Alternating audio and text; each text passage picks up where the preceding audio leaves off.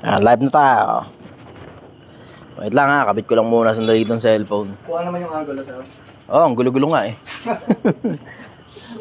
Teka lang, paano ba i-scroll down to? Scroll down. Taka na scroll down. Wala option para scroll down. O yan mo na, pagtsagaan na natin ganyan. Magandang gabi sa inyo, Pilipinas. Kamusta na kayo? Okay, nagsisipag ka na ba? Alas 2 na madaling araw.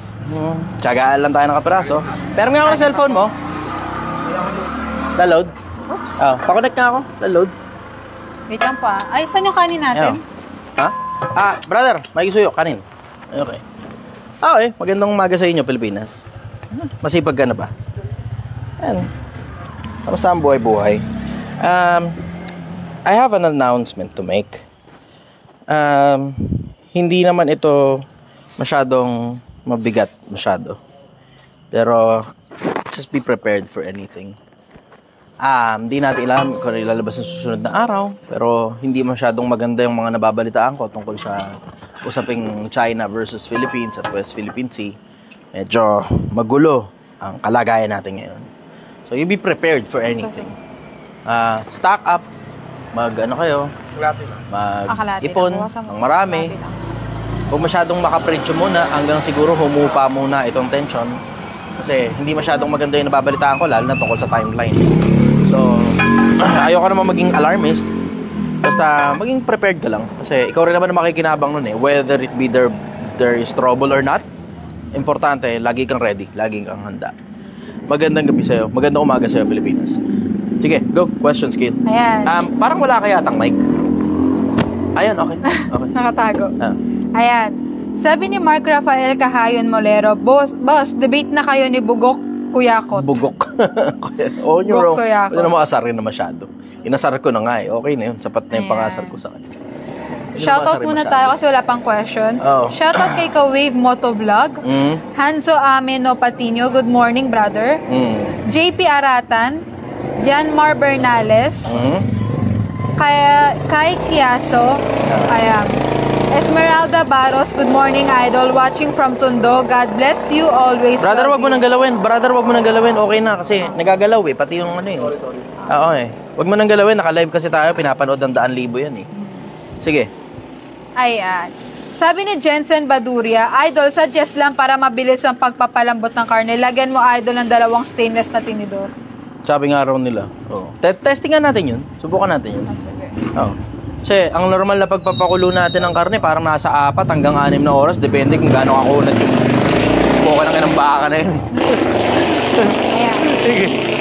Go. Tanong ni Tristan Ignacio, Lods, dating pesto pa rin ba kayo? Hanggang anong oras kayo Andito bukas? pa kami hanggang ngayon. Merong na-delay kami ng kaparaso eh. Nakarating kami rito mga bandang alas 11 na eh. So ito ngayon, nagpapaubos pa kami. Nag-aantay pa kami ng mga lasing na magpapahulas dito. Pwede rin kayo magmaoy dito. Harap ng barangay ito eh. Sige. Ayan. Sige, go. Sabi ni Chinese ang pangalan, idol, maghanap na ba ako ng ibang ebap? Iniwan na ako nung namatayan kami. Paano namatayan? Nung namatayan daw siya, iniwan daw siya ng babae niya. Hindi, unahin mo muna sarili mo. May dahilan niya kung bakit ka iniwan. Kung ano ngayon yung dahilan kung bakit ka iniwan, improve mo na yung sarili mo para yung susunod na pagsasama, hindi ka iiwan sa parehas na dahilan. Yan ang suggestion ko. Una nyo munang improve yung sarili nyo. Importante, improve mo muna ang sarili mo to the point na, alam mo yun, yung susunod na babae na makakasama mo, hindi ka iiwan sa parehas na reason. So yun ang suggestion ko sa inyo. Hindi naman ng purpose ng buhay para humanap ka na makakasama sa buhay. Hindi yun ang purpose ng buhay. Sige, next question. Ayan. Tanong ni Jean Paul Nueva Amante, Boss, hanggang anong oras kayo? Hanggang baka sakaling maubos ito. Kasi malapit nang maubos eh. Syempre, dahil madaling araw na, tapos may pasok mamaya, diba? So, kung trip nyong kumain ngayon, ganun, midnight snack kayo dyan, holiday naman kanina. Hindi, kanina pa yun eh. Mga 2 oras na nakakaraan. Tapos na yung holiday eh. So, technically, working day na ngayon. Sige, go. Next question. Ayan. Tanong niya kasi masyadong mahaba eh. Pero Mark Solar Cabasa, Kuya Chi, good evening po. Ask ko po sana if ano po mas better na decision po. Yung pera po na naiipon ay invest po ulit sa business, tas paikutin pa po, or okay lang po na ibili na ng lupa po ng lupa. Meron pa kasing lupa sa province na halos nasa worth 100K, or 100K. Kaya ano po kaya mas better? Paikutan muna o ibili ng lupa since good investment na naman po ang lupa? Alam mo, masalimuot yan eh. Hindi ko masasagot ng diretso yan kasi unang-una, ang daming surrounding circumstances eh. Okay, pakita ko sa inyo surrounding circumstances. Okay, so alam ba, lalagay mo sa isang business. Yan bang business na yan, existing na? Kumikita na ba yung negosyo na yan? O magsisimula ka pa lang? O kung halimbawa, existing na yung business na yan, sigurado ka bang kikita ka dyan? O baka may tendency malugi ka dyan? Ngayon, kung ilalagay mo naman sa lupa, gaano ka kasigurado na yung lupang pagbibilihin mo, mapapakinabangan mo na kagad? O gaano ka kasigurado na yung lupang bibilhin mo, paglipas na ilang taon, tataas ang market value tapos mabibenta mo kagad? Diba? Ang daming surrounding circumstances eh. So ako, suggestion ko dyan, tignan mo muna yung hanap buhay mo kung pumapaldo ng pera. Kung pumapaldo ng pera at expansion lang naman, di dyan mo ngayon ilagay yung pera. Pero kung hindi ka sigurado kung ano ginagawa mo sa negosyo, puta, bili mo na lang ng lupa. Yun ang suggestion ko sa inyo. Pero mag-ipon ka rin, magtira ka rin para sa sarili mo. Kasi hindi mo naman alam kung hanggang kailan maganda mundo eh. Hanggat maganda pa Pilipinas at okay pa tayo, wala pang problema, wala pang gera, wala pang masyadong sakit ng ulo, pataas ang presyo ng lupa. Pero hindi mo kasi malalaman ng kinabukasan, maaaring isang araw, boom, taka na, nagka-problema tayo sa China. Tapos biglang, diba, alam mo yun, biglang bagsak ngayon ang presyo ng mga lupa rito sa Pilipinas. Hindi mo alam eh, you wouldn't know. So ako, suggestion ko sa inyo, matuto kayo mag-assess risk versus reward ratio. Hindi ko masasagot yan para sa'yo kasi hindi ko naman alam kung ano surrounding circumstances na nakapaligid sa'yo eh. Yun muna ang sagot ko pansamantala. Next question. Ayan. Sabi ni Ruth Gar, sipag naman ng kuya, miss you. Ay, punta ka rito. Punta ka rito. Bistahin mo ako rito, kuya. Pasyal mo ako rito. Sige, next question. Ang sipag mo rin. Last dos na madaling araw. Gising ka pa, ha? Sige, go. 110 lang po sa'yo, kuya. 110. Ayan. Nabasa ko dito. Single po ba si Gail? Oh. Hanzo Ameno Patiño, yung ginagawa ng iba, brother, pinifreeze nila yung karne, tapos biglang ilulublob sa kumukulong tubig para mabilis mapalambot. Good night. Salamat, brother. Balik kayo. Testing natin. Baka sakaling gumana yun. Hindi ako sigurado eh. Hindi ako sigurado paano science behind dun eh. Pero, ang sigurado ko, 100% talaga na gumagana yung pressure cooker. Pressure cooker. Pero wala pa sa budget namin yun eh. At saka, pinag-iisipan ko pa, well, actually, testing ko talaga yun eh. Pag nasa budget na, pag may sobra ng pera, as in literal sobra lang talaga, bilhin ko isang pressure cooker, tapos tignan ko ngayon kung mas masarap ba yung luto na mano-mano na 4 hanggang 6 na oras, o baka mas masarap yung baka, alam mo yun, hindi naman masyado yung layo yung lasa ng pressure cooker. Yun. Tignan muna natin, testing muna natin. Sige, next question. Ayan, nagpapa-shoutout si Christian Malabanan from Uno Fuel Los Bañas branch. Naka-duty daw siya nanonood sa'yo. Apakasipag. O yun, tama-tama. Habang walang nagpapagasolina, nod-nod ka muna. Shoutout sa'yo, brother. Sige, go, next question. Ayan. Sabi ni siya, Borja, ulan na dito sa Taytay, baka umuulan na rin dyan. Oo nga, mukhang papunta nga dito eh. Kasi taas lang to ng Taytay eh. So, mukhang paulan nga rito. Ayan, nakikita ko nga yung mga clouds dito sa may bandang pag ganun. Sige, go. Kung ano medyo sensible na kapiraso dyan. Wala pa masyado eh. Okay. O, sige, pagsilbihan natin yung mga tanong ng Pilipinas. So, tayo sa mga tanong ninyo. Sige, go. Ayan, pinadaan muna natin.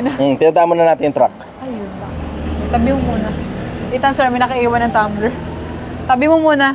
Babalikan nila siguro yan. Kung hindi man sila bumalik ngayon, baka bukas. Lapag mo na lang dyan. Okay. Tanong ni Castro Adwell, anong balita kay Bugoy? Wala pa akong balita. Latest update, may mga common friends kami, nakarating na daw sa kanya, pero wala pa daw siyang sagot. Wala pa raw siyang sagot.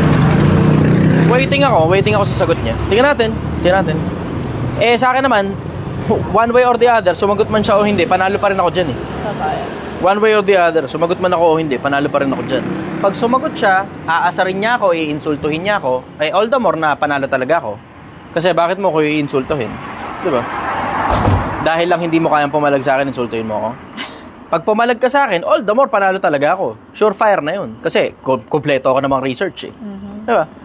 Tapos pag hindi ka naman pumalag sa akin, alam na ngayon ng taong bayan. Tangina, nilalaglag mo ngayon yung mga listeners mo.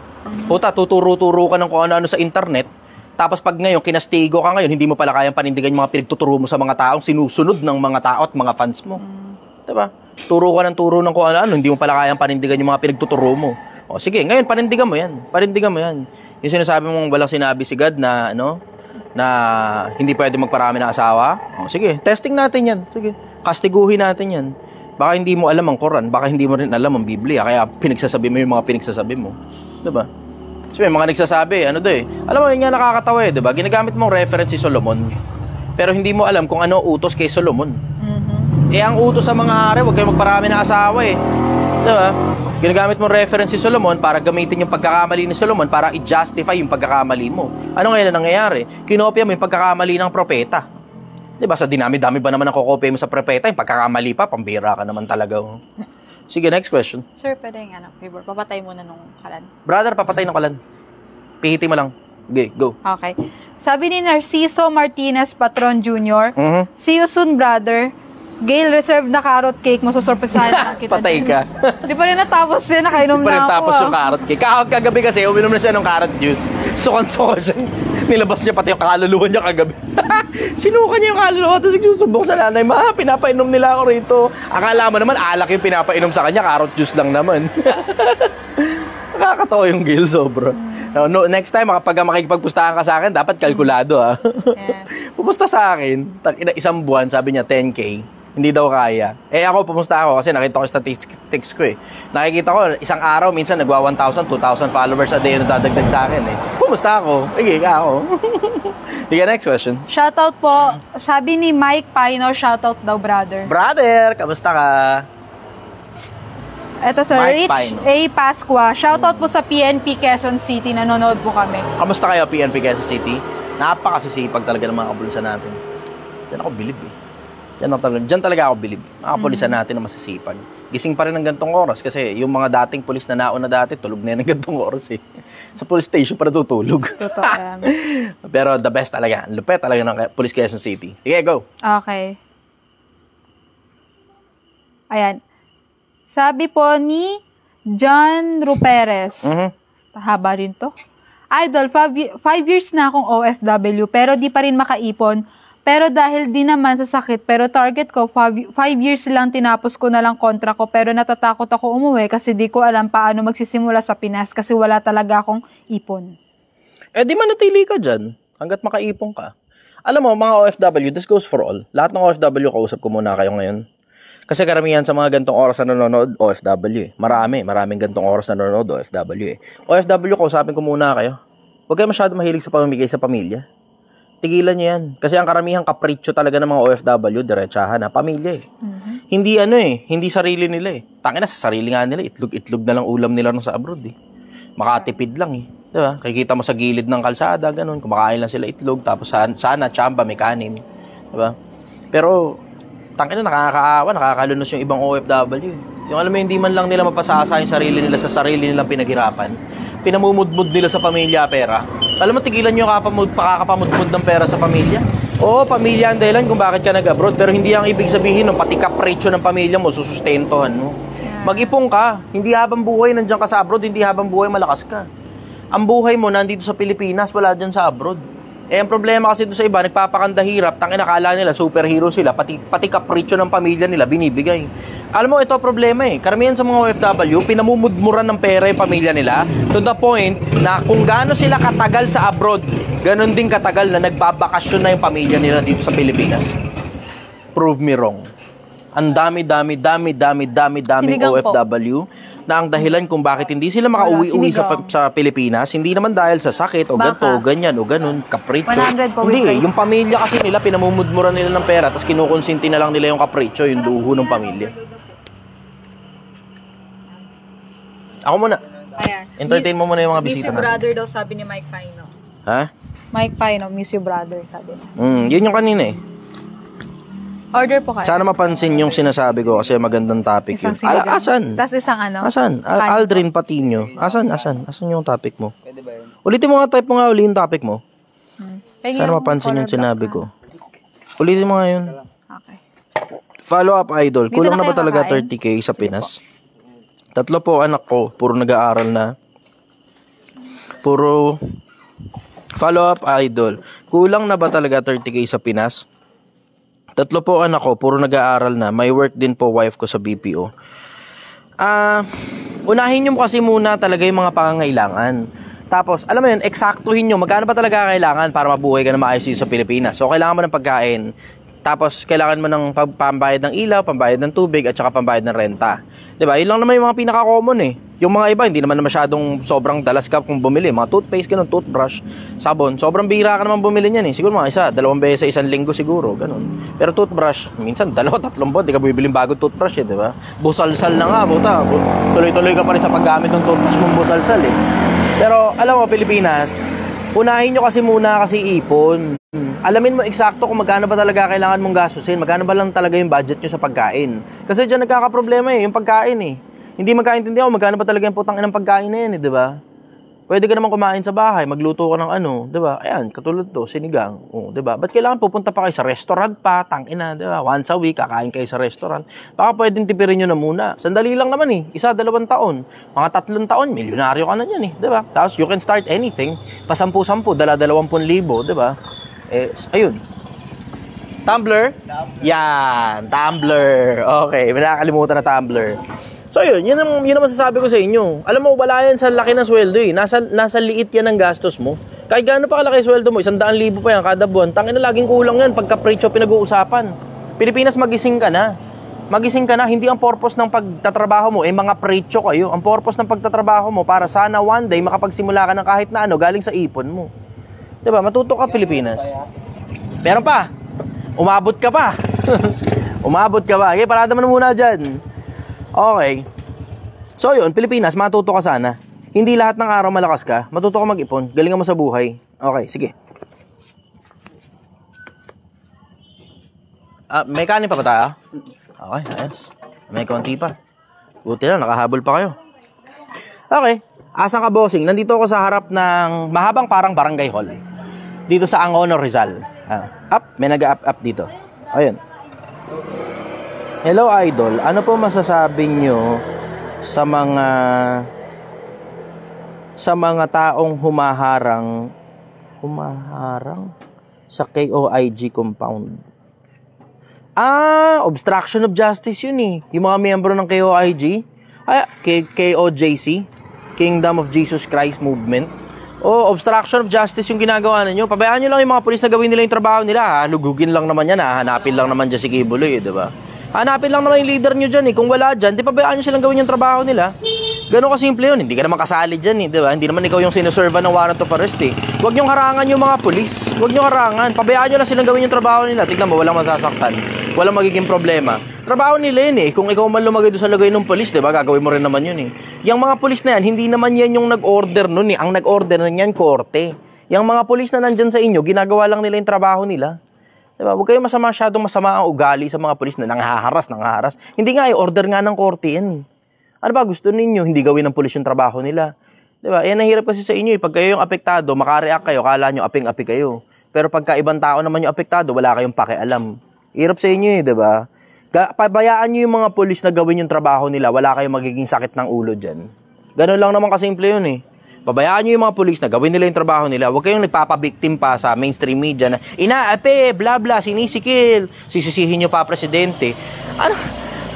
Justice system natin yan. Ginagawa ng justice system natin yung trabaho nila. Ba't pag ginagawa nila yung trabaho nila, galit kayo apektado kayo. Diba? Sabagay, galit kayo kasi apektado kayo. Pero pag hindi kayo apektado, tanga na, nagrereklamo pa rin. Alam mo, walang tulak kakabigin nga sa inyo eh. Walang tulak kabigin sa inyo, Pilipinas. Pagka ginagawa ng tao yung trabaho nila, galit kayo. Pag hindi ginagawa, galit din kayo. Ano ba talaga? Diba? Walang tulak kabigin sa inyo. Shoutout Kuya Mark. Kamusta ka? Boss, any opinion about mga negosyanteng malaki or maliit na... Ay, ganun, di mapindot. Gail, ba't hindi mapindot to? Ay, to. Ay, may mga ganyan hindi talaga mapindot. Sayang, bitin. Resend na lang po. Retype nyo nga yun. Curious ako ron kung anong albas na. Ay, kanin. Wala tayong kanin. Balik na naman tayo ron. Pwedeng patakbuhin na lang siya. Hindi niya alam kung saan ang bahay. Ano ba? Hindi, yung kanin. Okay. Sa malapit. Order ka dyan sa malapit. Sige, mga 1 oras lang siguro. Ako natatakbo ron. Sige. Sige. Okay. ano daw magiging epekto kung si Donald Trump ang maging presidente sa Amerika? Ano magiging epekto sa Pilipinas? I don't think there will be much effect sa Pilipinas, specifically sa komersyo natin. Wala masyado magiging epekto sa komersyo. Pero palagay ko magkakaroon ng epekto yan dun sa problema natin against China. Palagay ko magiging malaking asset si Donald Trump para hindi tayo masyadong, alam mo, gipitin, harasin ng China. Ang dahilan kasi tapang talaga si Donald Trump eh. Tangina, pumunta nga na North Korea yan eh. Imagine nyo ba yun? For the longest time, hindi pumupunta ang Amerika sa North Korea. Pero nakita nyo, pumasok si Donald Trump sa North Korea, ano ba? Diba? So, pumunta rin siya sa China. Tapang si Donald Trump eh. Tapang. Alam mo, kailangan natin ng maraming ganong klaseng leader sa mundo. Diba? Pwere yung pagkasiraulo niya paminsan-minsan. Pwere yun. Pero kailangan natin ng mga leader na, alam mo yun, pagdating sa paninindigan, matibay pagdating sa paninindigan. Diba? Tulad nung hamon ko kay Bugoy na Koy, diba? Hindi uurong yung hamon na yan. Kahit gaano pa katagal, hindi uurong yung hamon na yan. Maaari mananahimik lang ako kasi may ibang issue na. Tapos mabisi na ako sa buhay. Pero hindi ko uurong yung hamon na yan. Hanggang mamatay ako, hindi ko uurong yung hamon na yan. Patunayan mo yung sinasabi mo, Bugoy. Yeah. Patunayan mo yung sinasabi mo, Bugoy. Hindi pwedeng tuturo-turo ka lang sa internet para kang teacher, para kang, alam mo, propetahan kang bula ang propeta kang hindot ka. Diba? Hindi pa pwede nagbabula-bula ang propeta ka dyan sa internet, diba? Na parang ginagawa mo ng religious organization, diba? Sa ngalan ng Ama, ng Anak at two joints na parang mafia. Hindi ubra sa akin yan. Pasensya ka na. Hindi ubra sa akin yan. Hindi ubra yan. Natanggal na. Hindi. Makati pa rin eh. Parang feeling ko buhok yata sa ilang may gumagano'n. Okay, next question. Sabi ni Skylar Carlos Sarmiento, the Chichester official boss, anong gagawin mo sa 1M pag natapos mo na yung Project 1M? Hehehehe. Adi, papakita ko naman sa inyo paano gumawa ng 10M. Nakaspill. Nakaspill. Pakita ko sa inyo paano gumawa ng 10M. Diba? Pakita ko sa inyo paano gumawa ng 100M. Diba? Hindi naman ganun kakomplikado eh. Yung disiplina sa 1 milyon, yung disiplina sa 2 milyon. Pero mas mahirap ng kapiraso na yung disiplina sa 10 milyon. Kasi large scale na yun eh. Mas mahirap yung disiplina sa 100 milyon. Opo. And I don't think I have that discipline just yet. Pero gusto ko ipakita sa inyo yung journey ko paano makarating sa 100 milyon. Pero tsaka na natin problemahin yun. Yung unang milyon lang, mahirap na eh. Ang hirap kaya makaprotrude mula sa pagiging mahirap papunta sa pagiging milyonaryo. Ang hirap ha. Mahirap makaprotrude dun. Ang pinakamahirap na parte dun, hindi yung konsepto. Ang dali ng konsepto eh. Ang pinakamahirap na parte, yung disiplina. Yun ang mahirap na parte, yung disiplina. Pero yung konsepto, sobrang simple. Dapat yung kinikita mo, mas malaki kaysa sa ginagastos mo. Ang tawag dito sa pagitan, ipon. Bakit? Kasi pag nabaliktad yan, ito yung ginagastos mo, ito yung kinikita mo, ang tawag dito, utang. Yan ang sagot ko rin. Next question. Ayan. Sabi naman po ni Ranel De Feo, paano po mas magiging makabuluhan ang buhay at kung paano lalo mapalapit sa Diyos? Sana masagot. Lahat ng alam mong mabuti, gawin mo. Tapos regular ka makipag-usap sa Diyos sa dalangin, sa dasal. Diba? Regular ka makipag-usap sa Diyos, tapos lahat ng alam mong mabuti, gawin mo. Tapos maghanap ka talaga ng katotohanan. Kasi sobrang hirap hanapin yung katotohanan. Alam mo yung katotohanan, lunod na lunod yan sa maraming tubig, sa isang malawak na dagat ng kasinungalingan katulad ng pinagsasabi ni Bugoy na Koy. Yung katotohanan, lunod na lunod yan. Lunod na lunod ang katotohanan. Napakahirap hanapin ang totoo. Kasi ako mismo naghahanap ng totoo. Ang hirap eh. Ang hirap. Isipin mo gaano karami religion sa mundo. Ang dami. Ang dami. Hindi lang sa under nga lang ng Kristyanismo, ang dami na eh. Labas ka pa ng Kristyanismo, andyan na Shintoism, Taoism, Buddhism, Islam, at maraming iba't iba pang mga religion. Ang daming religion sa mundo eh. Paghahanap pa lang totoo, napakahirap na eh. Tapos dadagdag mo pa yung mga katulad nila Bugoy, di ba? Two joints, parang mafia kayo. Hindi ko naman pinagtatawanan yung organization nyo. Don't get me wrong. Ang pinupunto ko rito, yung mga pinagsasabi ni Bugoy, hindi tama. Yung mga pinagsasabi ni Bugoy, nakakasira ng kapwa-tao. Kung ano man yung organization nyo, Two Joints parang mafia, trip nyo yan eh, diba? Kanya-kanyang trip nga lang yan eh, diba? Papabayaan ko lang kayo sa trip nyo. Pero yung sinasabi ni Bugoy, tapos tinuturo niya pa sa mga tao na para bang gayahin ninyo yung ginagawa ko, tangina, may mali na ron. May mali na ron. Wala na sa hulog yung pagka ganun. Bahala kayo kung anong trip nyo, yung Two Joints na parang mafia. Bahala kayo kung anong trip nyo, diba? Pero sa akin, yung mga pinagsasabi ni Bugoy, na pinagtuturo niya sa mga tao, lalo na yung mga kabataan niya nakikinig sa kanya, sablay ka rin, Brad. Sablay ka dyan. Oh, level-headed tayo. Wala mo na sigawan, di ba? Alam mo naman, sablay yan, brad eh. Alam mo yan. Deep down. You know. Deep down. Alam mo yan. Alam mo sablay ka dyan. Kaya sa akin, humingi ka na lang ng dispensa o labanan mo ako ng debate. Pili ka lang sa dalawa. Pero mananahimik ka, tangin na nakakadiri kang klase ng lalaki pagka ganun ka. Wala kang paninindigan. Sige, next question. Tanong naman ni Janro Perez, Brother, paano magbasa ng Bible? Genesis to Revelation ba o may pattern? Ako personal, hindi ko sinimulan sa Genesis, boring. hindi ko matiis talaga yung Genesis, ang boring eh. Tapos meron pa rin mga genealogy na listahan ng mga kung sino-sino yung mga pangapangalan ng mga tao. Oo, tapos pangapangalan ng mga lugar na hindi ko maalam kung saan banda yun. Hindi ko sinimulan dun. Naaalala ko, kung hindi ako nagkakamali, and I may be wrong, kasi sobrang bata ako pa, nagsimula ako magbasa ng Biblia. Nagsimula ako nung Kawikaan. Simulan mo sa Kawikaan, ang dami mo matututunan. Tapos isunod mo Ecclesiastes. Pagka, yung dalawa lang na yun simulan mo muna ron. Tignan mo, matatanggal yung pagka-boring mo sa konsepto ng Biblia. Doon mo muna simulan. Kasi doon pa lang sa Kawikaan pa lang, bugbog na kagad na, ang dami mo na kagad matututunan. Tapos yung matututunan mo pa, as in front facing. Hindi para mga mumble-jumble na mga, hiwa-hiwaga. Hindi. Diretso lang.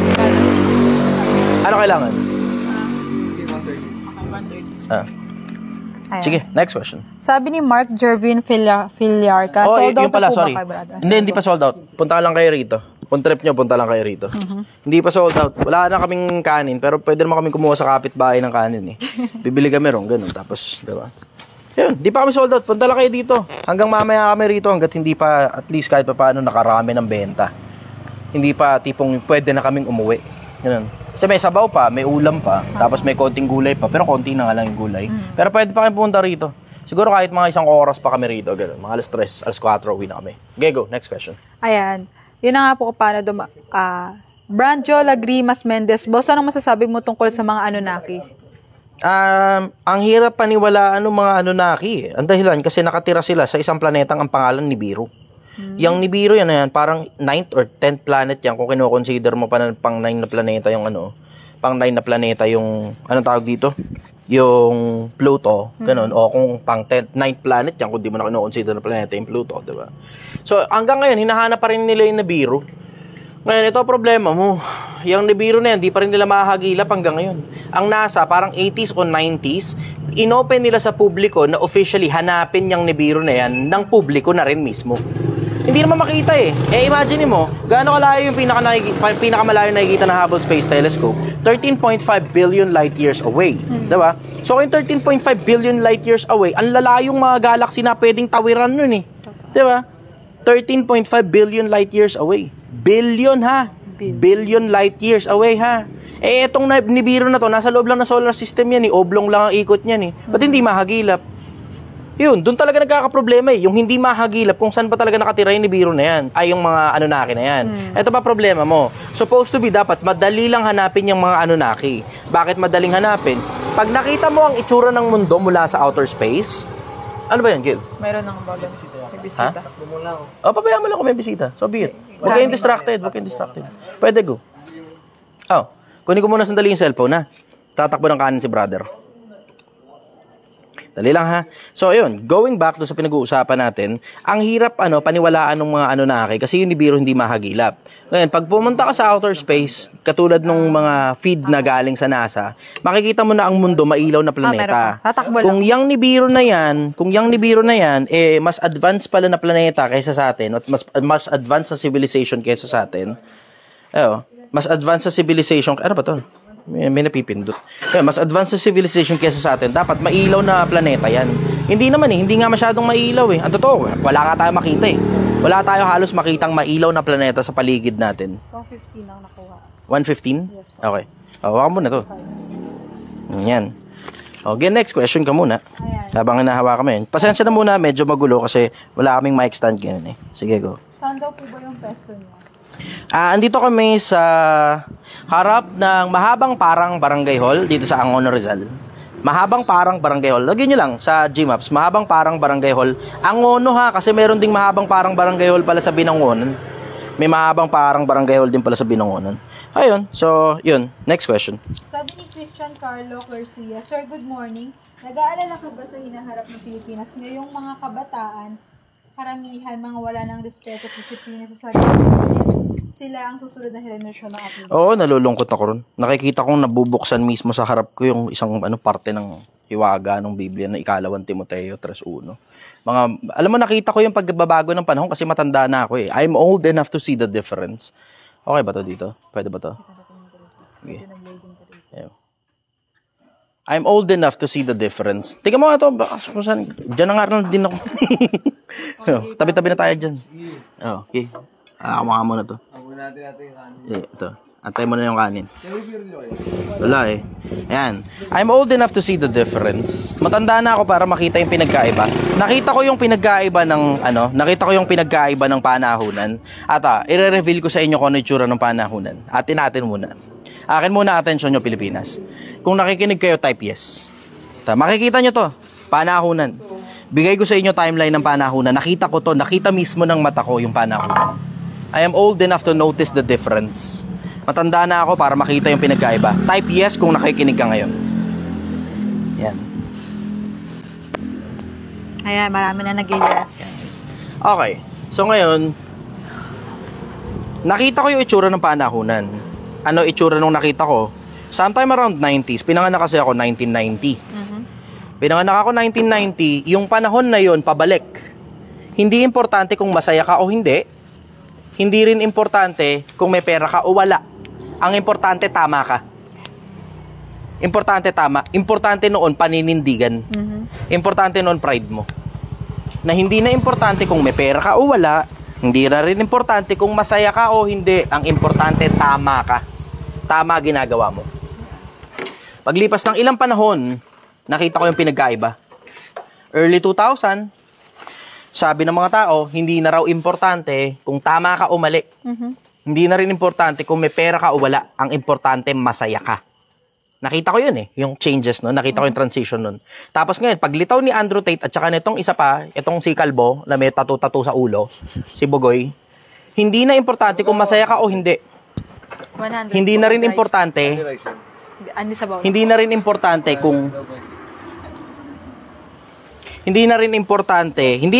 kung tama ka o mali. Hindi na rin importante kung masaya ka o hindi. Good evening, brother. Ang importante, marami kang pera. Greedy pigs na ngayon ang mga tao eh. Nakita niyo yung ginagawa ni Bugoy sa lipunan. 'Di ba? Mga katulad niyan, hindi lang naman kay Bugoy nagsimula yan eh. Maraming pinagsimulan yan, pero isa si Bugoy sa mga nag-aambag para ipatupad yung nangyari sa sa Biblia. Nakita ko eh, 3:1 ng 2 Timoteo. So din nakita niyo yung panahunan, 'di ba? Nakita niyo yung panahunan. Sometime around 90s, hindi na importante kung masaya ka o hindi. Hindi rin importante kung may pera ka o wala. Ang importante yung paninindigan mo, paninindigan. Importante, tama ka, tama. Importante, tama ka. Wait lang guys ha. Dali lang ha. Bubuksan lang muna ni Gail sandali yung kaldero. Yung kaldero. May wagang kaldero. Okay, kaway ka muna Gail. Hello. So yun. Yun yung napansin ko. 90s, importante, tama ka. Early 2000, importante, masaya ka. Ngayon, panahon natin yan, importante, marami kang pera. Hindi na importante kung tama pa yung ginagawa mo o mali na. Hindi na nga rin importante kung nakakasira ka na ng buhay ng tao eh. Ang importante, marami kang pera. Greedy ngayon ng mga tao, sobrang greedy. Nakasulat yun sa 3:1 ng 2 Timoteo. Mga tao magiging maibigin sa salapi, maibigin sa sarili. Mayayabang. Ang yayabang ng mga tao ngayon. Napakayayabang ng mga tao ngayon, sobra. Pero sir, di ba sabi naman nila, kapag may pera ka, makukuha mo rin ng kasayahan? Wala tayong pagdududa doon. Magiging masaya ka pagka marami kang pera. Pero alam mo, ito problema mo eh. Yung pagkakuha mo ng pera. Tama ba? Tapos after some time, pag nakuha mo na lahat ng gusto mo sa buhay, nakuha mo na lahat ng pera, nakuha mo na lahat. And then what's next? Kasi ang dami kong kakilalang mayaman, miserable eh. Lahat sila nagsisipagpanggap na mayaman sa masaya sa social media. Lahat sila, lahat. Literal, lahat talaga sila nagsisipagpanggap na masaya sa social media. Yung mga travels nila, yung mga ngitian nila, talagang akala mo talaga sinserong-sinsero. Pero deep down, pag nakausap mo sila, nakadalawa, 3 bote kayo, Pilsen, 4, 5, 6 na Pilsen, 10, 15. Tsaka mo mga yung marirealize, tangina, masirable ng buhay nila kahit ang dami nilang pera. Yung mga problema nila, problemang pamilya. Problemang pamilya, problemang negosyo, problemang ginanito ako ng ganyan, problemang magulang, bla bla, etc. Maririnig mo yung mga problema niya, naglalabasan kahit pa marami kang pera. Ngayon, am I suggesting na wala kang pera? Hindi, lalong mas miserable buhay mo pag wala kang pera. Pero ang sinasabi ko lang, ang bottom line nun, hindi ang purpose ng buhay dami ng pera. Hindi 'yun ang pruweba ng maganda at masarap na buhay. 15, kung hindi ako nagkakamali, 15:12 ng Lucas. Mag-ingat kayo sa lahat ng kasakiman sapagkat ang buhay ng tao hindi sa kasaganaan ng mga bagay na tinatangkilik niya. Ingat kayo sa lahat ng kasakiman. Ang buhay ng tao ay hindi sa kasaganaan ng mga bagay na kanyang tinatangkilik. Teka, switch ko nga muna para makita ko naman yung ibang masasabihin. Sige, next question, go. Ayan, tanong naman po ni James Hendricks Ibis. Yung daily needs mo ba, boss, dyan mo na rin kinukuha sa Project 1M? Kung masasagot, gagawin kitang salamin ng diskarte ko. Salamat po. Siyempre hindi. May mga iba, oo. Kasi, tingnan mo, pampagupit ko na nakaraan, dito ko kinuha. Pero, generally, hindi masyadong magandang idea yun. Na yung daily needs mo, kukunin mo rin sa negosyo. Hindi masyadong magandang idea yun. Mas magandang idea, yung kunin mo sa hanap buhay. As in, may trabaho ka habang nagbe-business ka. Yun ang pwede. Yung trabaho mo ngayon, yun yung pang-augment mo sa daily needs mo. Tapos yung business mo naman, palalaguin mo lang ng palalaguin hanggang dumami yung pera. Yun ang maganda. Hindi ko dito kinukuha daily needs ko. Ngayon sabi mo, paano naman ikaya mga ibang Pilipino? Bla bla. Pwede naman mag-asawa kayo, di ba? Yung isa nagtatrabaho, yung isa nagnenegosyo. Di ba? Ayan, sabi mo, paano kung mag-isa lang? Di magtrabaho ka. Tapos pagkatapos ng trabaho mo, magnegosyo ka. Di ba? Pwede naman yun Pero hindi ko nga sinasuggest yung yung mismong daily needs mo. Dito mo kukunin sa business mo. Malulugi business mo pagka ganun. Ang hirap-hirap kasi magtansya ng daily expenses Sobrang hirap magtansya ng daily expenses na yung iba nag-o-overshoot sa daily expenses pagkain pa lang. Tangina, diba? Pagkain pa lang. Hindi magkaintindihan kung magkano ba talaga yung gagastusin sa putang inang pagkain. So, ang mga Pilipino, meron tayong meron tayong addiction na gumastos para sa pagkain. Gumastos ng sobra-sobra para sa pagkain. Meron tayong addiction sa ganun. Na hindi baling gumastos basta pagkain. Hindi baling gumastos basta busog.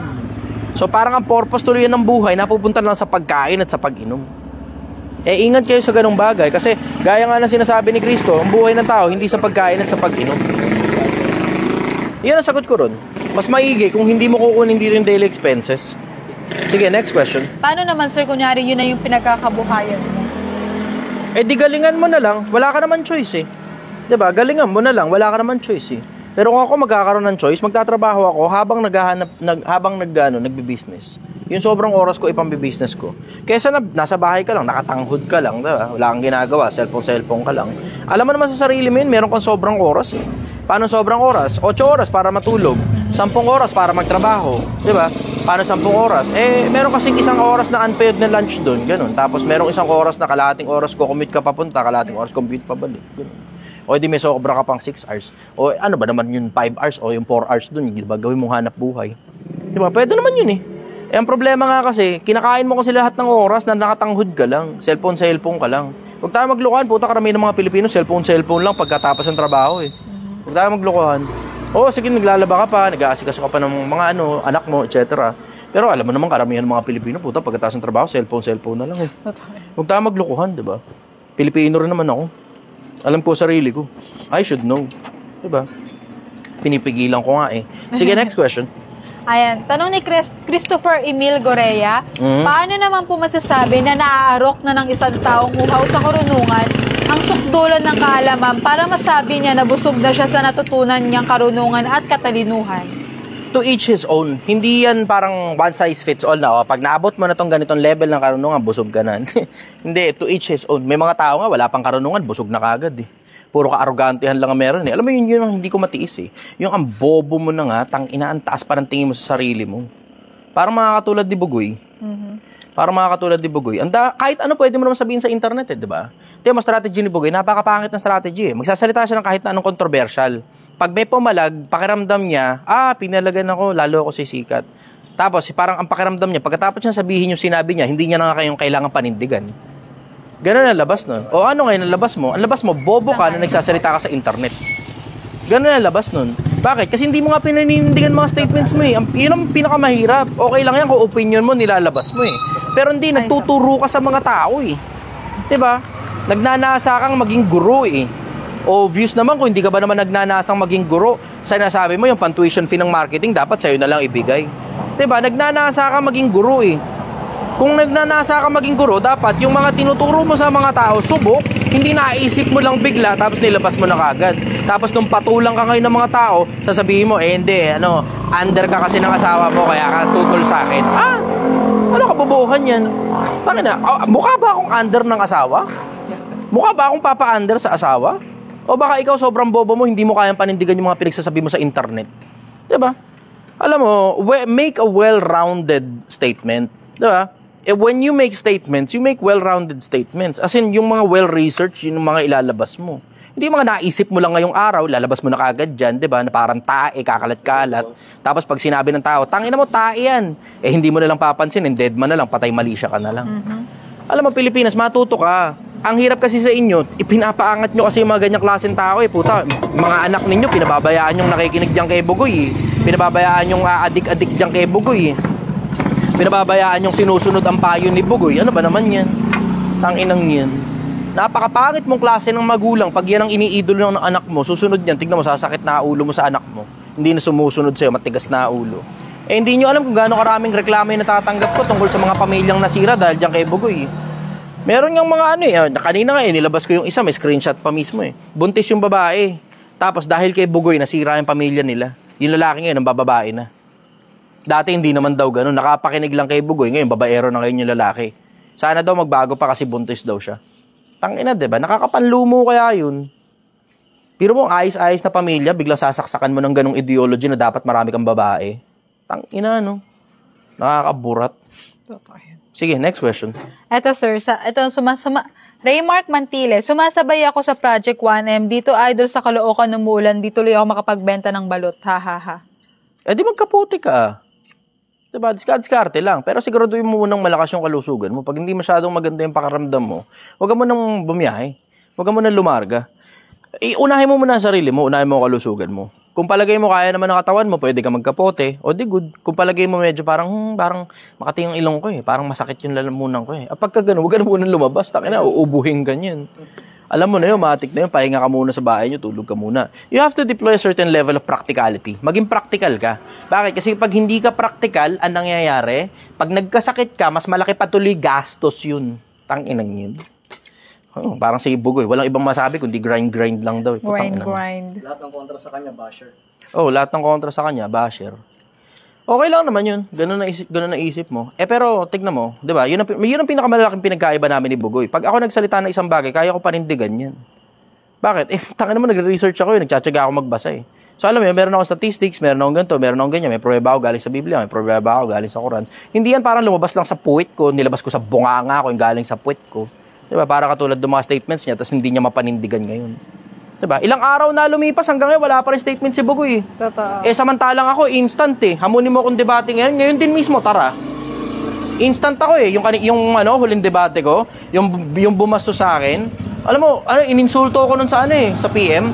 Hindi ko na lang sinabi para hindi mabugbugan masyado ng tao yung kalabang ko. Kasi may habag pa rin naman ako sa mga kalabang ko eh. Pero ininsulto ako nun. Sabi niya, wag ka mabanat-banat sa Katoliko kung hindi mo pala kaya panindigan, duwag ka pala, sabi niya sa akin.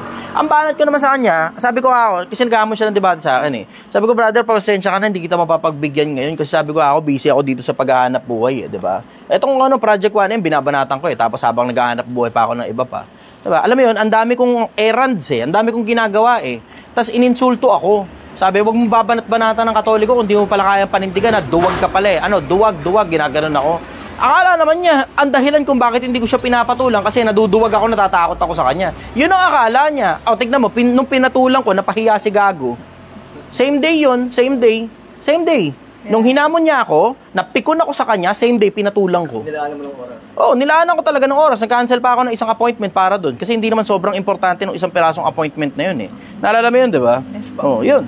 O, tignan mo, same day, pinatulang ko. Pero tignan mo si Bugoy, ilang araw na yung lumipas, Brad eh. Bugoy, ano na? Ano, ganyan ka na lang, Brad? Ang dami mong tattoo sa katawan, tapang-tapangan ka lang pala sa social media. Diba? Ano na?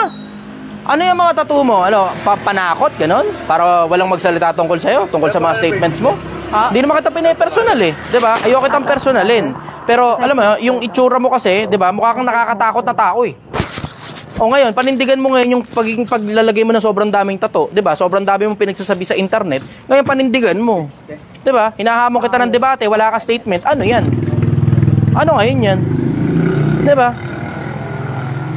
Alam mo, pag nagtuturo ka, dapat yung mga tinuturo mo, subok.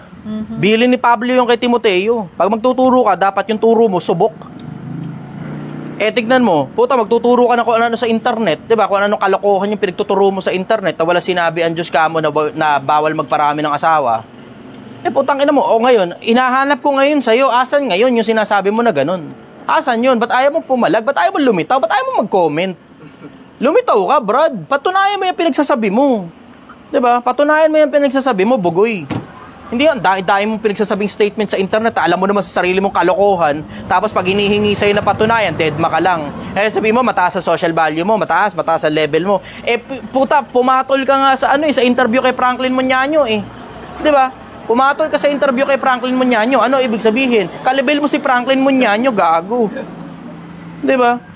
Ganon ang labas nun. Kung kay Franklin Muñaño pala, pumapayag kang lumaban ng, alam mo yun, pumapayag kang lumaban ng, ex-deal, ganon, at ang dating, pwede ka palang interviewin ng mga kalibel ni Franklin Muñaño, palagay ko siguro naman, mas mataas-taas naman ang level ko ng konting-konti ka lang, kahit kapraso lang, kay Franklin Muñaño, di ba? Nakakapalag ako sa debate, nakakadurog din ako ng mga tao sa debate. O ba't ngayon, ba't hindi ka ngayon lumitaw sa akin? Magsalita ka. Huwag kang tahimik. Ang dami mong sinasabi, di ba? Ang dami mong dada sa internet eh. Ang dami mong dada eh. Ngayon, hinahanap ko ngayon sa'yo, asan ngayon yung mga pinagsasabi mo na yan, lumabang ka ngayon ng debate, patunayan mo ngayon sa akin yan. Patunayan mo yan. Yung walang sinabi ang Diyos na, bawal magparami na asawa, asan yan sa Biblia? Asan yan? Asan yan sa Quran? Asan yan? Sa Quran, pinapayagan lang. Pero hindi pinopromote yan, katulad ng sinasabi mo. Baka nga hindi mo pa alam kung ano requirement ng Quran sa pagpaparami ng asawa eh. Pagdadagdag lang ng isa, mahirap na eh. Ang hirap kaya sa Quran, pag magdadagdag ka ng asawa, ang hirap niyan. Sige, next question. Tanong naman po ito ni Hanzo Ameno Patinio. Brother, ano naman masasabi mo sa video na inilabas ni Makagago tungkol kay Bugoy? Sumasang-ayon ako dun. Brother, good evening. Sumasang-ayon ako ron. Alam mo, buti pa nga kamo si 145 ang nakuha. 145. Buti pa nga kamo si Makagago. At least he has the balls para, 'di ba? Para aminin na siya mismo nagkakamali, nagkakasala. Yes. 'Di ba? Ikaw puta yung mga statements mo, hindi mo na nga inaaming mali. Pengin 5 piso. Hindi mo na nga inaaming mali. Hindi ka pa pumapalag pag hinahamon ka. Ano 'yan? Salamat ng madami. Thank you. Hindi ko pa narinig si Bugoy na umamin ng pagkakamali niya. Takot daw yun, sinasabi doon na comment. Takot daw yun, tatuan ng ulo. Oo. Nagko-comment yun doon. Tangin, nakakatakot yung itsura ng tattoo mo, hindi ka pala lumalaban ng tagisan ng karunungan. Nilagay mo pa sa ulo mo yung tattoo mo. Diba? Sige, next question. Meron nga ako ng Yossi ko. Kasi yung Yossi ko. Masayo po eh. Kasi muna ako.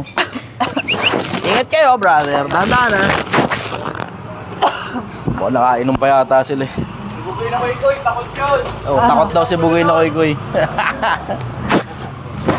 Piniram mo yun, diba? Hindi, kinuha mo. Saan na? Baka na yung sa bahay. Hindi ko nilabas sa bahay. Yung lalabas sa bahay. Nandito kanina eh. Hanapin na lang. Hanapin mo na lang dyan. Okay, dead ma. Next question. Sabi ni Fritz Ivan Panguntalan, boss, saan ba ang Paris mo? Makakain naman, hehehe. Ano to? Sinigang na baka. Hindi to Paris. Sinigang na baka to. Andito ako sa Mahabang Parang Angono Rizal. Mahabang Parang Barangay Hall sa Angono Rizal. Angono ha, hindi Binangonan. Kasi dalawa pala yung Barangay Hall na Mahabang Parang. Isang Binangonan, isang Angono. Angono, ito Angono. Gego, next question. Ayan. Sabi ni Zel Zapata, Boss, anong masasabi mo sa mga taong floating sa relihiyon katulad ko kasi nga wala na akong tiwala sa karamihan ng mga relihiyon pero patuloy akong nananalig kay God?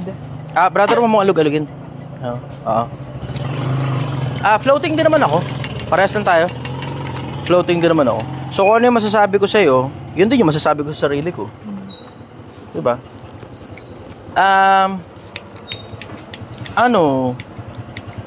Hanap ka.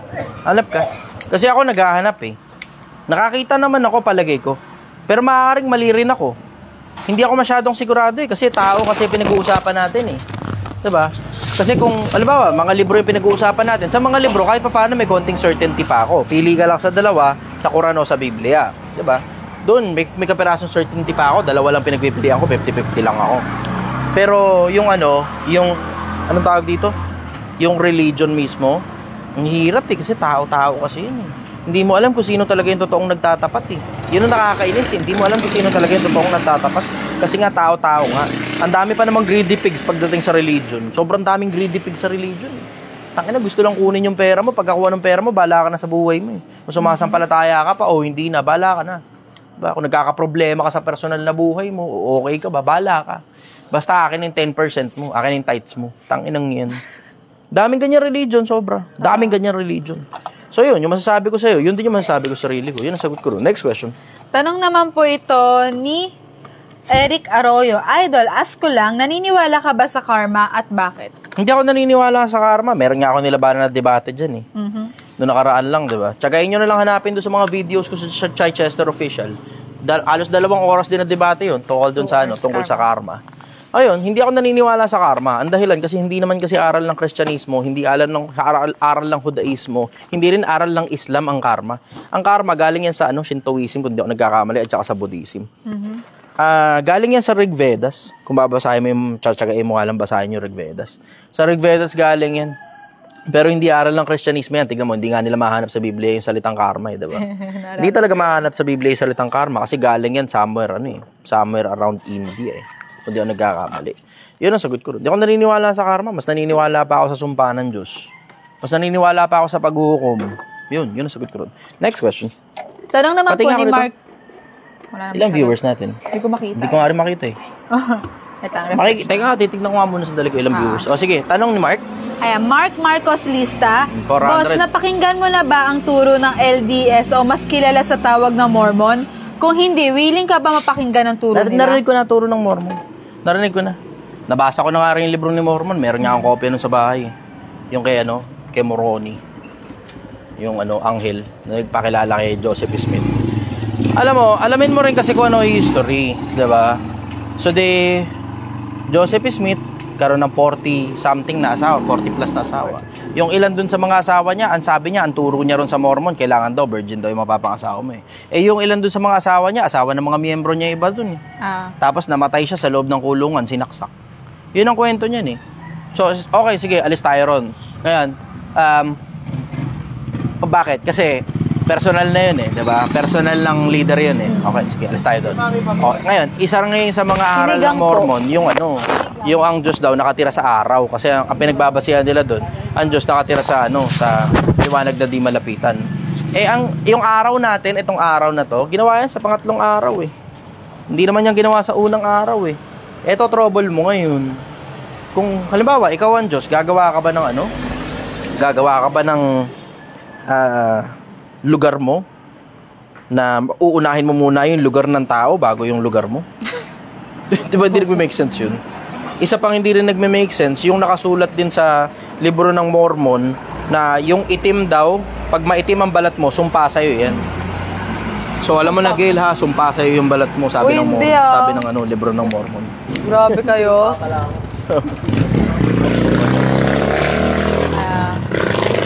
Alam mo yun, well-rounded ako pagdating sa religion, mga kapatid, mga kababayan. Well-rounded ako pagdating sa religion. So, hindi nyo ako maloloko pagdating sa usaping religion. Well-rounded ako, marami na akong librong nabasa at matagal na akong buhay. Di mo alam kung gaano kalaki library ko sa bahay. Di mo alam kung gaano kalaki library ko sa bahay. So, yun, hindi ako papasok sa Mormons. Kasi hindi nga magkaintindihan dyan sa Mormons kung ano ba talaga tunay eh. Yung Biblia ba o yung yung libro ni Mormon. Diba? Hindi magkaintindihan kung alin ba dyan yung totoo. Nakikinig ako, maganda yung topic. Sige, next question. Tanong naman po ito ni John Lea Serecos. Idol, responsibilidad ba ang magtulong sa kapamilya, kapatid, mapag-aral na kahit sakripisyo na yung kinabukasan mo? Hindi. Hindi responsibilidad yun na isakripisyo mo yung kinabukasan mo para sa iba. Hindi responsibilidad yun. Unahin mo muna ang sarili mo. Kasi unang utos ng Diyos, diba? Anong unang utos? Ibigin mo ang Panginoon mong Diyos, buong puso mo, buong lakas mo, buong pag-iisip mo. Pangalawang utos, iyong iibigin ang iyong kapwa gaya ng pag-ibig mo sa sarili mo. So yung pag-ibig mo sa sarili mo, ang pagtutularan mo ng pag-ibig mo sa kapwa mo, uunahin mo muna sarili mo. Pero bibigay mo kinabukasan mo, diba?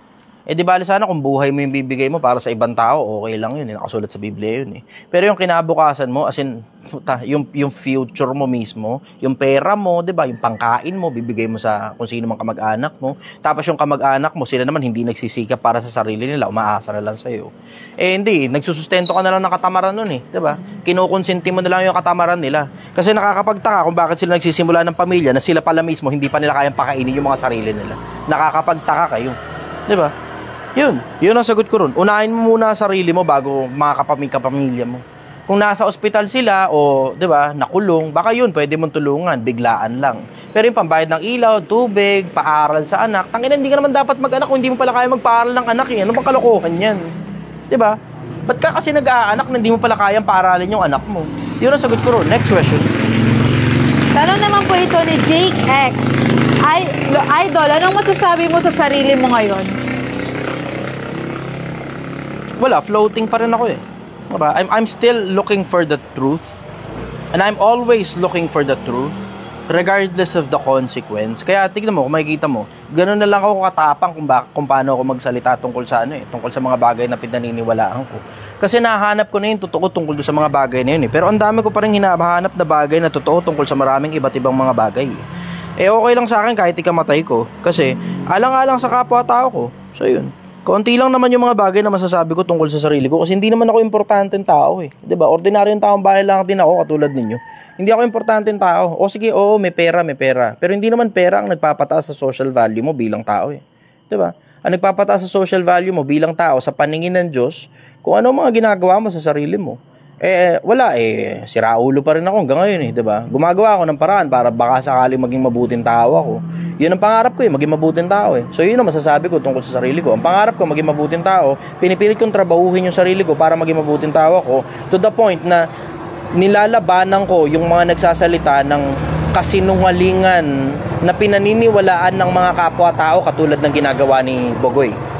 Yan ang ginagawa ko. Nakakasira ng kapwa-tao yun eh. Kasi nakita ko repercussions eh. Nakita ko yung epekto sa kapwa-tao. Nagme-message sa akin yung mga tao ng mga pamilyang nasira ni Bogoy. Nagme-message sa akin. Tignan mo, imposible naman ha. Tignan mo. Labas ko lang ngayon halimbawa, ilan sa inyo yung buhay ninyo nasira dahil kay Bogoy? Meron yan. May mga magme-message sa akin yan. May mga magme-message yan kasi katulad nun. Yung isa nga lang di ba? Merong isang nag-message sa akin pagkatapos kong mag-live nun. Merong isang nag-message sa akin. Isa lang yun, nasa sobrang dami na in the past. Sa sobrang dami in the past na sinisisi si Bogoy, nasira yung buhay nila. Nasira yung pamilya nila. Bakit? Kasi yung lalaki nang bababae. Tapos ngayon, ang baba ng tingin sa mga babae. Di ba? Tangina, ewan ko. Hindi ko maintindihan. So yun, tungkol sa sarili ko, hindi naman masyadong marami yung bagay na masasabi ko tungkol sa sarili ko eh. I'm still trying to work in myself. Tinatrabaho ko pa rin yung sarili ko hanggang ngayon. Hanggang mamatay ako, tatrabahuin ko pa rin ang sarili ko. Yun. I'm hoping, sana isang araw tanggapin ako ng Diyos. Yun. Sige, next question. Tanong naman po ito ni Don. Sir, si Brother Eli Soriano, ano pong masasabi mo sa kanya? The best po yun pagdating sa salita ng Diyos. Magaling na debatista si Eli. Yun nga lang, masyadong maraming banto yung pagkatao niya as personal. Tignan mo yung aral, hahanapin mo sa aral. Diba? Hahanapin mo sa aral. Yun kasi pinagbabasihan ko yung aral eh. 7:7 ng 1 eh. Makikilala mo ang turo kung ito'y sa Diyos o kung ako yung nagsasalita na mula sa aking sarili. Ang nagsasalita na mula sa kanyang sarili, naghahanap na sa kanyang sariling kaluwalhatian. Ang naghahanap ng kaluwalhatian niya, ang nagsugo sa kanya, ang gayon ay totoo at sa kanya ay walang kaliguan. Diba? 7:18 ng 1. Nakabisado ko na nga yung talata, kababasa ko ng paulit-ulit ng Biblia, ito ba? Kaya tignan mo, alam ko kung paano ko papatulan si Bugoy. Kasi alam ko kung saan hahanapin yung mga bagay na pinagsasabi niyang wala raw sa Biblia eh. Wala raw ikang sinabi si God na bawal daw magparami ng asawa. Talaga ba? Talaga ba? Eh, kung may mabasa ako, paano ka na? Diba? Babawiin mo ba yung statement mo, kakainin mo pride mo, o mananahimik ka na lang kunyari hindi mo narinig na nagsasalita si Chester? Diba? Ayun. Tungkol kay Eli Soriano, ayun, may trouble sila ngayon sa loob ng religion nila, power struggle. Kasi ang daming membrong nagkakalasan sa kanila ngayon personal na problema masyadong malaki yung personal na problema. Sa bagay, aling religion nga ba naman? Kasi kahit naman yung Iglesia ni Cristo nung namatay si 'di ba? Si Felix Manalo nagkaroon ng power struggle. Nung namatay naman si Eranio Manalo, nagkaroon din ng power struggle. Si Angel Manalo nga lumitaw tapos nag-seek ng protection sa Canada 'di ba? So nagkaroon sila ng malaking power struggle nun Yung isa pa sa mga anak niya inexkomunikado ng pamilya. Si Angel nga yun. Si Angel Manalo. Inexcommunicate ng pamilya.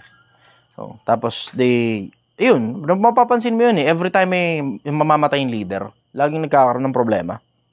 Every time mamamatay yung leader, nagkakaroon ng problema. Ganun din, problema rin ngayon ng MCGI yun. Updated naman ako sa mga religious happenings. Ang hindi lang ako masyadong updated itong kay Buloy. Na ngayon, ina-update ko na yung sarili ko tungkol sa kanila. Tungkol doon sa nangyayari ngayon doon sa loob ng compound. Updated ako sa mga aral.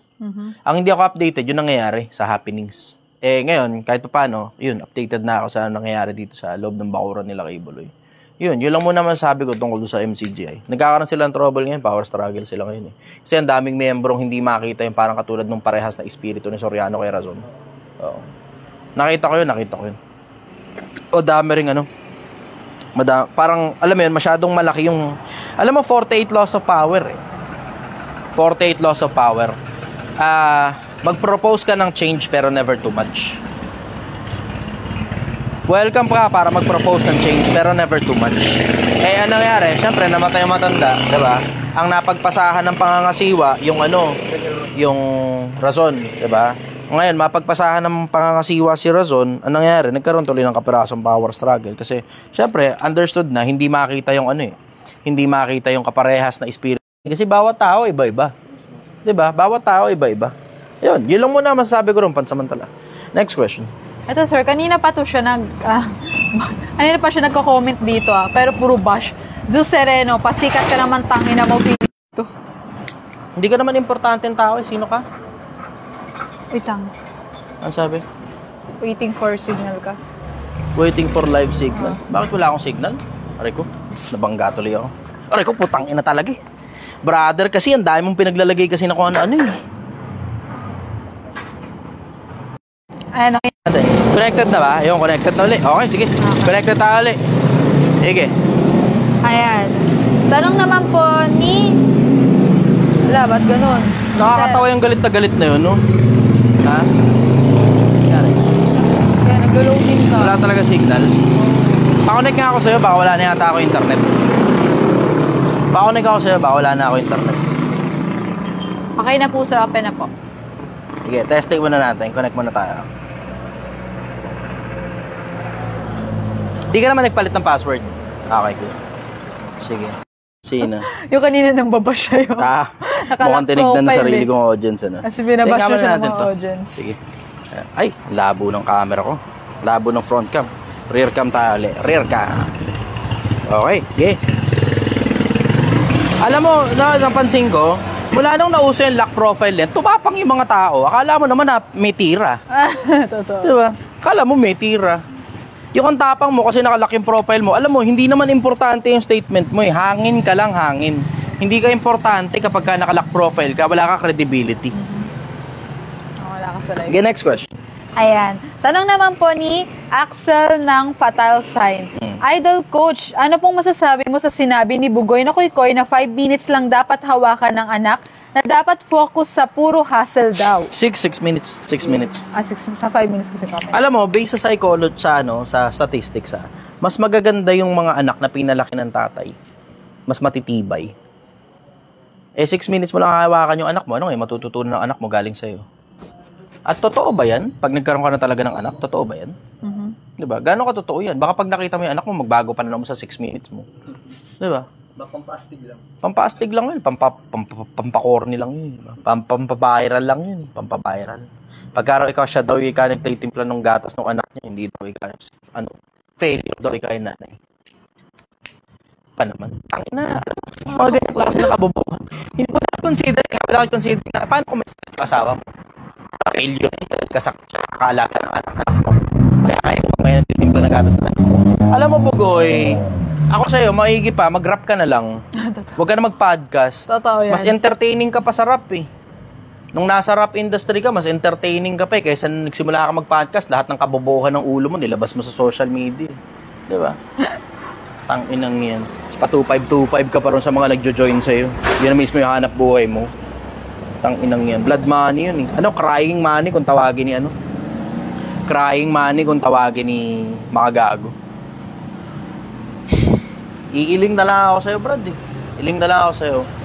Pero hinahamon kita, lumabas ka, panindigan mo yung mga pinagsasabi mo, nagtuturo ka ng mga bagay na inimbento mo lang tapos di mo kayang panindigan. Mag-iimbento ka na rin lang naman, sana ginalingan mo na, Brad. Tangina, di ba? Mag-iimbento ka na rin lang naman, ito sober-headed ito.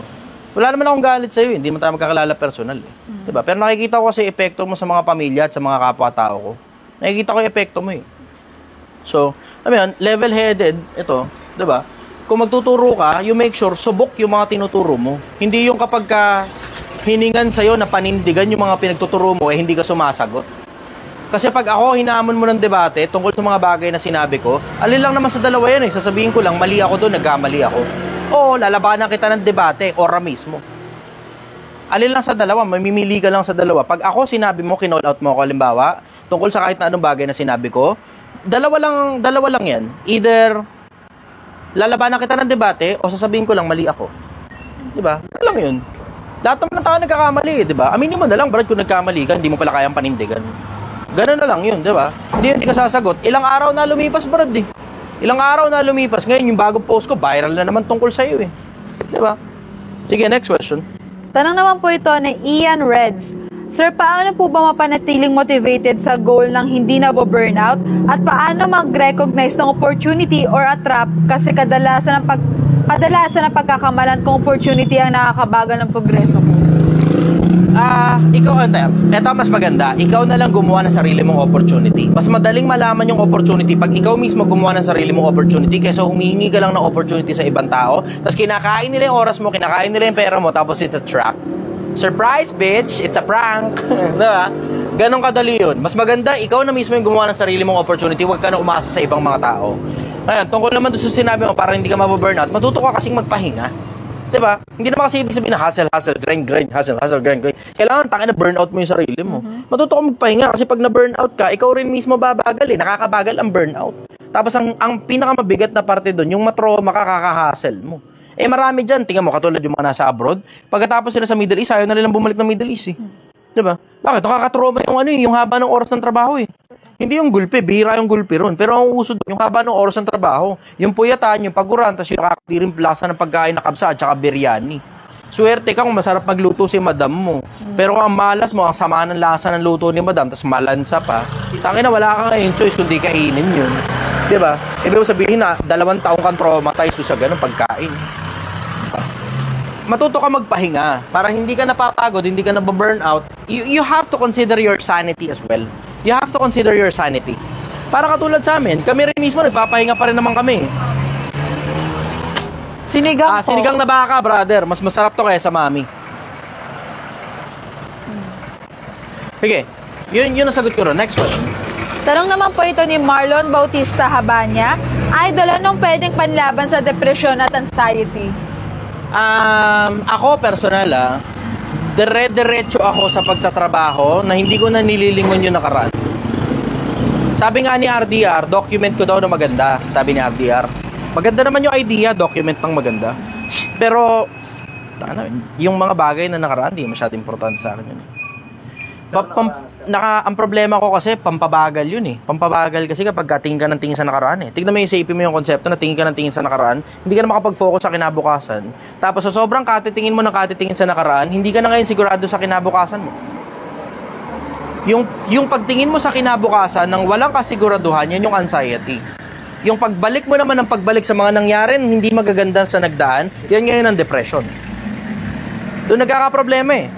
Diba? Ba't hindi trabahuin mo na lang yung kinabukasan mo? Tignan mo, pag sobrang busy mo na ngayon, wala ka ng oras para ma-depress, wala ka na rin oras para ma-anxiety. Eto napansin ko don't get me wrong, don't quote me on this don't get me wrong, yung anxiety at saka depression, sobrang common yan sa mga mayayaman.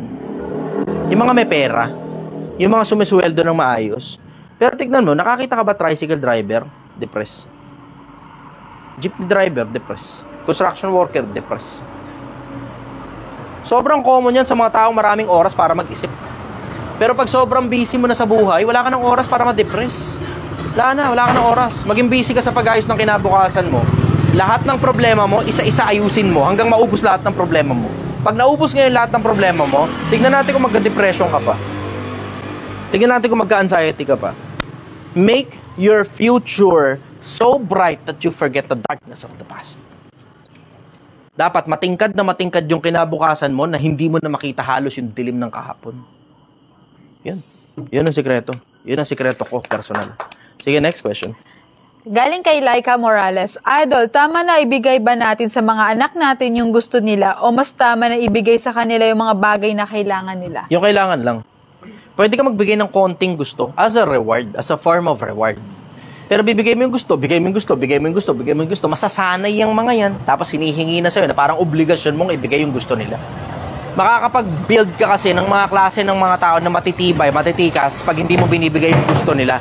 Pag pinababayaan mo silang kunin, trabahuhin yung gusto nila.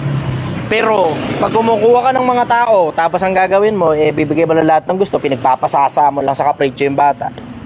Lalaking entitled yan. Tapos hindi mo mapakinabangan kasi magiging basura ng lipunan yun. Gaano kadaling gumawa ng basura ng lipunan? Gumawa ka ng bata, bigay mo lahat ng gusto. Paglipas ng 18 years, basura ng lipunan na yan. Lahat ng gusto, bigay mo lahat. Candy, pagkain, masarap, pasyal, travel. Bigyan mo pa ng kotse, bigyan mo pa ng motor, bigyan mo big bike, bigyan mo sports car. Bigyan mo pang business, tapos pabagsak yan kasi walang malay sa business yan. Tapos bigyan mo uli ng pondo, pang business ulit, kunyari. Tapos bigyan mo pang palamierda, bigyan mo pang date, bigyan mo pang pangkantot. Bigyan mo lahat ang gusto ng anak mo, bigay mo. Tingnan mo, yan ang pinakamabilis na paraan para gawin mo basura ng lipunan yung anak mo. Walang respetong nakukuha galing sa mga tao kasi akala niya lahat na lang ng bagay bibigay sa kanya ng mga tao. Akala niya ang taas ng importansya at halaga niya sa mundo, pero totoo, walang laman yung resume niya. Sige, next question. Tanong ni AJ Triles Moste, gusto mo ba talagang makaharap si Bugoy ni Koy Koy? Oo, kaya nga ang kulit ko, 'di ba? Ano ba naman tanong 'yan? Obvious naman, 'di ba? Level-headed naman ako eh. Oo, gusto ko talaga makaharap si Bugoy, makalaban siya ng debate. Hindi naman na importante sa akin kung manalo ko o hindi pero ipaghihiganti ko lahat ng pamilyang sinira niya. Sige, next question. Wala na masyadong question, sir. Puro I agree, tama. Godspeed, sir. Shoutout na lang po lang. Okay, sige. TikTok naman tayo. Lipat tayo sa TikTok. Magandang gabi sa inyo. Magandang umaga na pala. Magandang umaga sa inyo, Pilipinas. Mahal na mahal kita. Lipat tayo TikTok. Saglit lang. Na. Hindi ko na pihit-pihit na naman tayo rito. Pihit-pihit. Doon ako tuloy nakikita, sir.